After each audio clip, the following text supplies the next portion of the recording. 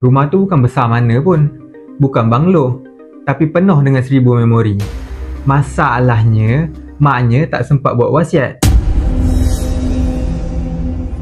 Okey, saya nak cerita satu kisah di mana mungkin nampak biasa, tapi realitinya inilah yang berlaku dekat sekeliling kita.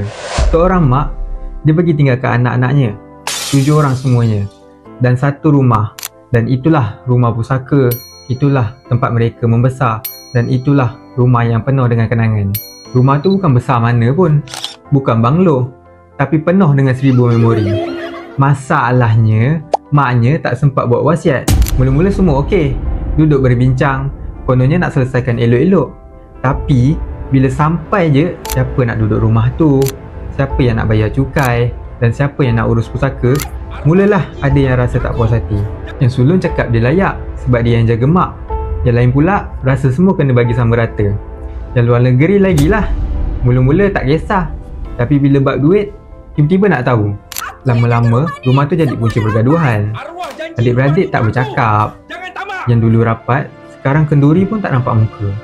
Sedih, sebab semua benda ni boleh dielakkan kalau ada satu dokumen sahaja, iaitu wasiat. Wasiat ni bukan untuk orang kaya je. Tak kisah harta kita banyak ke, sikit ke, kalau kita ada waris, ada harta, kita kena buat wasiat. Kita mungkin fikir, tak apa, nanti anak-anak bolehlah bincang. Tapi realitinya, bila kita dah tak ada nanti, tak semua orang boleh sabar. So, sekarang saya nak tanya, bila kita meninggal nanti, anak-anak tahu ke apa yang kita tinggalkan? Siapa kita nak lantik urus harta? Rumah, tanah, simpanan, semua tu waris tahu ke?